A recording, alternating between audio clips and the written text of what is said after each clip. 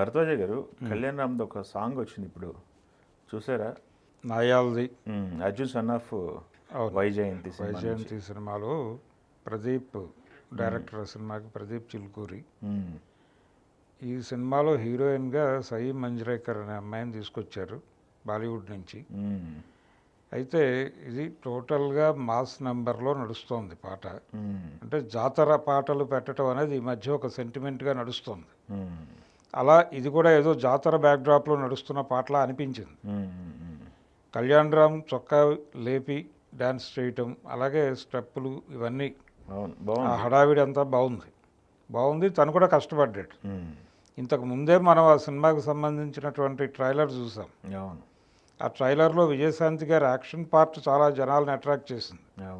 వైజయంతి అనేటువంటి క్యారెక్టర్ ఆవిడకి విపరీతంగా గతంలో ఒక మాస్ ఇమేజ్ తీసుకొచ్చింది. ఆ క్యారెక్టర్ని మళ్ళీ రీలాంచ్ చేస్తున్నారు ఇప్పుడు. కాబట్టి ఈ సినిమాలో కొంత కంటెంట్ జనాలకు కనెక్ట్ అయ్యే పరిస్థితి కనిపిస్తోంది. విజయోన్ముఖంగా ఉంది సినిమా. ఒక బజ్ ఉంది ఆ సినిమాకి.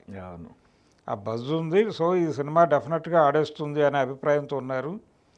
ఇప్పుడు ఈ జాతర పాట కూడా కొంత నాయాల్ది అనేది కృష్ణరాజు గారి ఊతపదం. కృష్ణరాజుది అనేది ఖాయం చేస్తున్నారు, కానీ నిజానికి శోభన్ బాబు గారి ఊతపదం అది. ఖైదీ బాబాయ్ అనే సినిమాలో ఆయన ప్రతి మాటకి ముందు నాయాల్ది అంటాడు.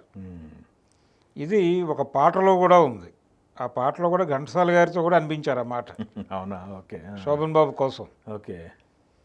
అందుకని యాక్చువల్గా అంటే చాలా సినిమాల్లో కృష్ణరాజు వాడాడు, కానీ యాక్చువల్గా తెలుగు తెర మీద ఈ పదం ఊతపదంగా మొదలుపెట్టినవాడు శోభన్ బాబు. ఓకే. అందుకని యాజ్ ఇట్ ఈజ్గా దాన్నే వాడారు ఈ పాటలో. అంటే మేబీ ఈ సినిమాలో అతనికి ఏమన్నా ఊతపదం ఉంటే ఉండుండొచ్చు. అఫ్కోర్స్ ట్రాక్ ఏదైనా ఉందేమో దాని గురించి ఉండుండొచ్చు. అందుకని దాన్ని లీడ్ తీసుకుని ఈ పాట పెట్టుంటారు. ఈ మధ్య కాలంలో బాగా జనాల్లో నాని పదాలను తీసుకుని పాటలు చేస్తున్నారు కదా. కుర్చీ మాతపరితి కానీ, లేకపోతే దాని తర్వాత వచ్చిన పాటలు కానీ.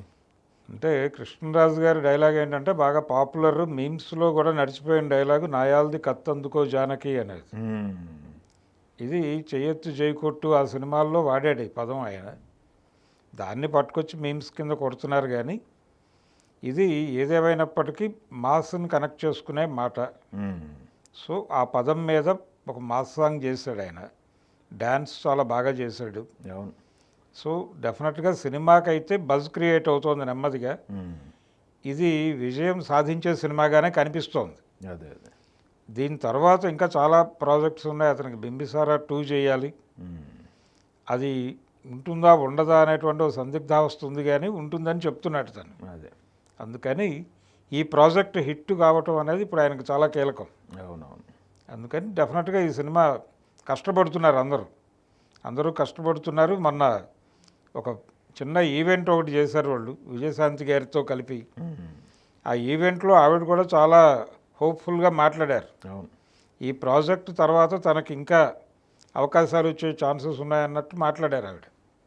ఒకవైపు రాజకీయ రంగంలో బిజీగా ఉంటూ సినిమాల్లో కూడా బిజీ కావటం, యాక్షన్ ఎపిసోడ్ కూడా ఆవిడ వితౌట్ డూప్ నటించినట్టుగా కొన్ని షార్ట్స్ కనిపిస్తున్నాయి. ఈ కష్టం వృధా పోదు అనే కాన్ఫిడెన్స్ అభిమానుల్లో ఉంది. ఆ థాటే బాగుందిలేండి. కర్తవ్యంలో విజయశాంతి క్యారెక్టర్కి కొడుకుంటే ఎలా ఉంటుంది, తల్లి కొడుకుకి కాన్ఫ్లిక్ట్ వస్తే ఎలా ఉంటుంది అనేది ప్రొఫెషనల్గా విపరీతంగా తల్లిని ప్రేమించే కుర్రోడు సైద్ధాంతికంగా డిఫర్ చేస్తే ఎలా ఉంటుంది.